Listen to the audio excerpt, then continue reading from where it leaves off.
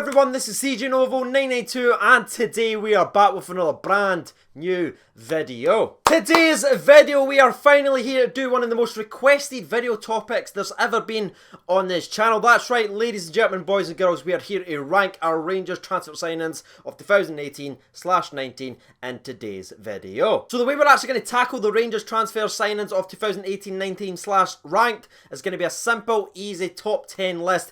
10 to 1, one obviously being the best. That way every single person watching this video can get involved with their top 10 and it saves the video being about 40-50 minutes long going through every single player because it feels like we've signed 55. So while I'm going through my top 10 list, make sure you're getting yours out there in the comment section below, and if you don't mind hitting that like button to help others find the channel, that'd be absolutely tremendous as well. But without any further ado, let's dive into it, shall we? And we're jumping at number 10 on the ranking scale. Now I've actually picked two people for number 10, so before I go anywhere and even attempt to explain why I've picked two people in today's list, let's actually look at who the two people actually are. First one is going to be Lassana Coulibaly, and the second one on my top 10 list is going to be John Flanagan, and I've slapped him at number 10. That's right, ladies and gentlemen, boys and girls, the very first name on our top 10 list is going to be two people. How does that work? Tin Pot channel, Tin Pot lists. Now the reason I've actually done that is because I think the Rangers careers kind of go hand in hand if you think about it. I think when they first came in, they played a good 3, 4, 5 matches and you're thinking to yourself, this could potentially be a very, very consistent player throughout the entire season. Then after a month or two, both sort of Rangers careers kind of dipped quite dramatically and they've both been kind of fighting their way back, trying to get back to their early season form. And before we go any further, let's break down their overall stats then, shall we? Lassana Coulibaly's played 27 games, 3 goals and a cheeky 2 assists. On the flip side of things, on the John Flanagan side of things, usually left hand side, cutting back, passing for his right hand side, he's played 23 games, 0 goals and 1 assist, which is quite mind-blowing to think he's only got 1 less assist than Lassana Coulibaly. You look at Lassana Coulibaly, his first 4, 5, 6 games was absolutely incredible. We were singing and praising, hoping we would get the deal done with Angers FC. Now, if they recalled him in January, would it have really been impactful in our overall season? Would anyone really have cared? If you'd have said that after the first 3 or 4 weeks of the season, people would have actually laughed at you. He was absolutely untouchable. He was running our midfield. Then the injury happened, and since he's came back, he's never been quite the same, never seemed quite as confident on the ball, and he's just kind of been And I think the same, maybe to a wee bit of a lesser extent, was John Flanagan. You know, he came in, he looked solid. We were like, right, okay, that's him playing out of position at left back. What could he do at right back? Is he better defensively than Tavernier? This could be a potentially great sign for the football club. Then he was actually eventually tried at right back and it didn't go well. But you can't actually forget his early season performances where he actually looked about 8, 9 out of 10. He looked like a very, very solid player, especially given the fact that he was played out of position at the left back spot. European qualifiers, I thought he was 9 times out of 10 pretty damn solid. So that is why I've slapped him in at number 10. Number 9 on the list is going to be none other than the Albanian superstar himself, Grezda. Yes, the man's currently recovering back from injury, which is going to be a massive boost when he does come back, missing for the next week or so, recovering from the knock he picked up in Tenerife. But that kind of knock and coming back is sort of a perfect explanation for his first half of the season.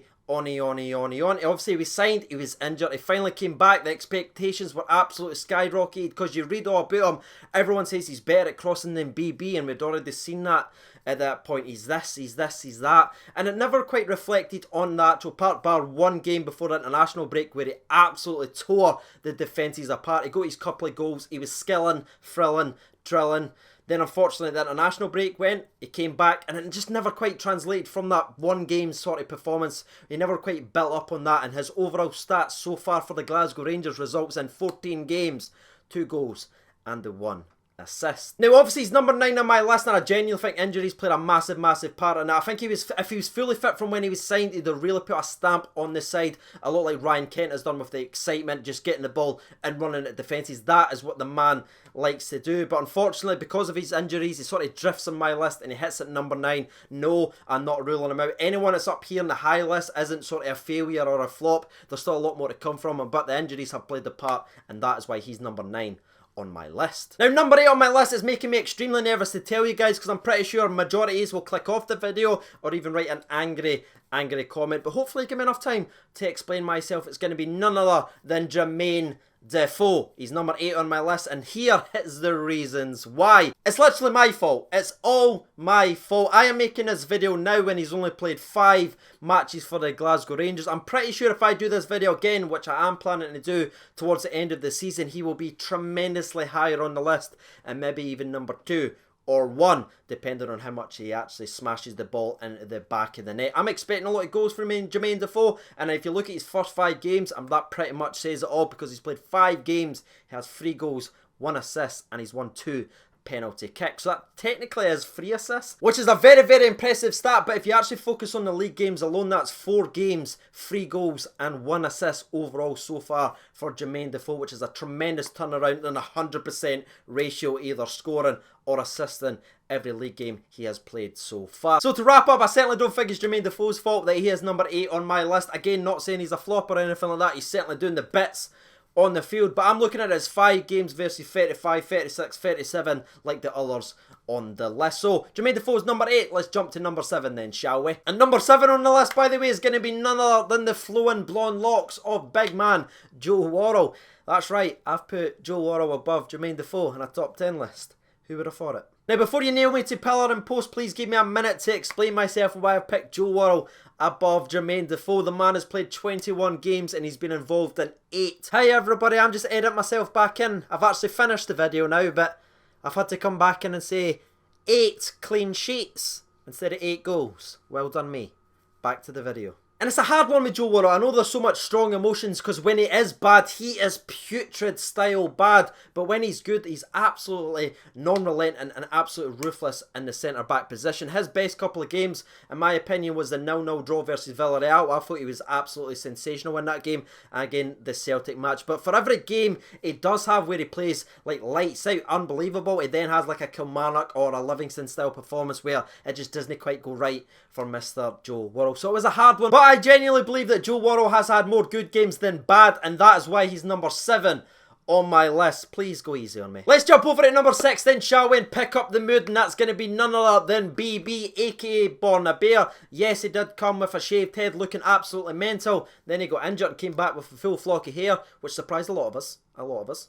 And I know he didn't have his overall best game against Aberdeen. In fact, I think it was by far his worst game, where he was beat inside every single time Gary Mackay-Steven had on the ball. But when you take a step back and look at the overall season, he's actually been pretty superb. He's played 20 games. He has 1 goal, 7 assists, and 6 clean sheets, which is actually a pretty tidy turnaround, especially given his assist ratio. And yes, I know he's been injured quite a lot, and that's frustrating a lot of fans, but when he is on the field, I think we look at a much more balanced side, because you have Tavernier on the right, BB on the left, you're getting out wide and you're whipping balls in, so we're not overly one-dimensional, always hoping to run down the right-hand side and cross it. I think we look at a much more dangerous outfit with BB, and as time goes on, as he gets stronger, as he gets older, he's only going to become better and better. And I think he'll be one of these players that's here for numerous years, so I'm going to go with number BB at my 6th spot, and I'm expecting even more from him when he gets back playing week in, week out, and fully fit and stays, hopefully, knock on wood, injury free. Moving on to the top 5 now, shall we? And we're starting off with another Croatian. This time it's going to be the Croatian prince himself. Hashtag free Katic. Hashtag Katic is number 5. Now, Nikola Katic, I think if you followed this channel for a long time, I absolutely love the guy. So many of you guys do, given how many times free Katic gets wrote in the comment section below. And I'm pretty sure people's going to be annoyed that he's even number 5 and he's not even lower in the overall list in the good way. And you could actually be right, because Katic was obviously a part of that legendary partnership with Connor Goldson at the start of the season, where it just looked like we would never concede a goal. It was clean sheet after clean sheet after clean sheet. But rightly or wrongly, he hasn't been a consistent member of the team the last few months. He's just not been in the starting 11 enough, and that is why he's drifted out to that number 5 spot. His overall stats, though, are still very impressive. He's played 24 games. He has a cheeky 2 goals within those 24 games, being an actual threat and attacking set pieces. Man, I miss those days. I miss them all day. But he has actually been a part of more clean sheets than Mr. Joe Worrall, who actually replaced him. Katic sits at 24 games, 10 clean sheets, which is absolutely tremendous when you think about it. Back to the number 5 list, Katic is there, and hopefully if I do this again sometime near the end of the season, he's back trickling along near the 2 or 3 mark with a couple more headers for set pieces. But on to number 4 then, it's going to be none other than Scotty Arfield himself. That's right. It's a bit weird with Scotty Arfield because he's still listed as a left midfielder, But yeah, nah, just no. Let's be honest, let's be fair. He's not blessed with pace anymore. Those days are long gone, long gone. But what he has done is actually transformed himself into a bit of a destroyer, a hard-working box-type player with an eye to goal, but loves to slide in and get involved in challenges. And obviously he was one of the best performers during our best result as well, where he was completely influential and done every single thing in the overall game. Now let's look at Scotty Arfield's stats and actually break them down. It's a very impressive 32 games, 6 goals and 6 assists. Fun fact, he's got 7 yellows and 1 red as well. Now granted, he did receive that red card for scoring a goalkeeper, but overall I thought Scotty Arfield's done his bit for the Rangers this season and has ran himself into the ground each and every single time he plays. And I think when he's at his best, Rangers are at his best. So that's why he's number 4 on the list. Now moving on to the top 3 now, and this is the 3 best transfers so far of this season, and this is probably where I'm going to lose a lot of these, because at number 3 I have went with the midfield maestro, probably the best attacking player for us so far this season, bar Alfredo Morelos, and that's going to be Mr. Ryan Kent. He's number 3 on my list. And that absolutely terrifies me to say, because I know how good he is. I know how much I love the guy. I love watching him play, and I know how important he is to the attacking side of the game. He's played 28 games. He has 5 goals and 5 overall assists. Now, he didn't score in European football, but in the league, especially in the last couple of months, he's really came alive. I mean, he won 5 fan-voted man of the matches in a row. That's absolutely unheard of. He was just absolutely incredible, and he just continues to get better and better and better. If he had permanently signed in January or anything like that, would I have pushed him second or first? Maybe, but I think overall, if Ryan Kent keeps us up to the end of the season and it goes to the end of the season, he will probably be the Rangers player of the season, and I'm pretty sure a lot of you guys will vote for that as well. But Ryan Kent is number 3 on my list. I'm not saying anything bad about the guy. I completely love him, but the top 2 that I went with is probably 2 of the most important positions that I think we filled in the summer, and that is why they're higher than Mr. Ryan Kent. So let's get to it, shall we? Number 2, who I've put beyond Ryan Kenticles himself.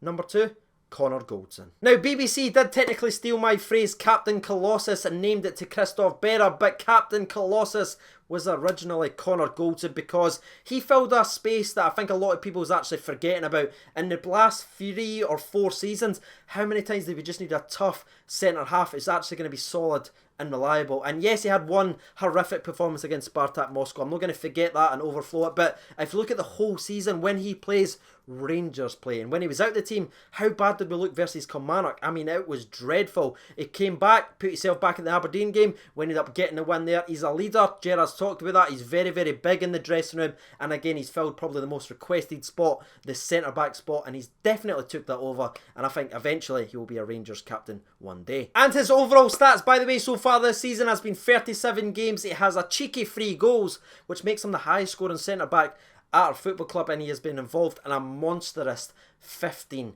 clean sheets. So if you're still with me, we have made our way from number 10 right down to number 2, which leaves just the number 1 spot, which I think personally is the best signing of the 2018/19 seasons. And I'll give you a little clue of who the man is. He dives to the left, he dives to the right, Allan McGregor. Now, what I said about Connor Goldson, about filling one of the most requested spots, and that was obviously a massive thing throughout the 2018-19 season. Allan McGregor in the goalkeeping spot was an interesting one. Before we signed Allan McGregor, I was pretty comfortable with the goalkeeping spot. We had Fods there, we had Jack Anick, and we obviously had the young Robbie McCrory coming up through the ranks. But then we signed Allan McGregor, and I just can't express and explain myself enough that he has won us so many games so far this season. He carried us through that European group stage with save after save after save. In the league, it's just so underrated how we can have 65% of the ball. They can go down and have an unbelievable shot, but he's there, he save it, even though he's not touched the ball for 30-40 minutes. His concentration, his leadership, his abilities to make saves in the biggest moment has just been underlined so far this season. And in fact, I'd arguably say that he's better now than when he was when he left us. And I'm not saying that lightly at all, or just saying it as a phrase to say. When he left us, I think he was by far the best goalkeeper in the country, and he's came back and not only sort of took over that mantle of being the best goalkeeper in the country, he's actually went beyond that. But I just can't express my love anymore for Allan McGregor. He's been absolutely amazing, and a free transfer, a freaking free transfer, we get Allan McGregor putting out these performances. It had to be number 1 on my list, and that is me done. and Dustin. Hopefully you've got involved and not only let me know your reactions to my top 10 list, which I'm sure is going to be a bit spicy, but also took the time out to fire your opinions down in the comment section below. And while you guys are getting your thoughts and opinions out there, it is time to jump over to Twitter and hear from the people directly. So let's do it, shall we?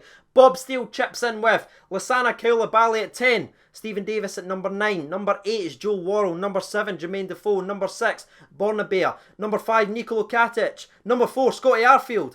Connor Golton at number 3, Ryan Kent at number 2, and Alan McGregor at number 1. But moving on to the next one, it comes from Ross Cameron at 10. He says Grezda at 9, Koulibaly 8, Kyle Lafferty. Number 7, BB. Number 6, Defoe. Number 5, Goldson. Number 4, Arfield. Number 3, Nikola Katic. Number 2, Alan McGregor. But number 1, Mr. Ryan Kenticles himself. And the last one we'll actually read out comes from Kevin Wakeham. He says number 10, Umar Sadiq. Oh, come on now. Come on! Come on! Number 9, Ove Ajaya. Are you trying to annoy me?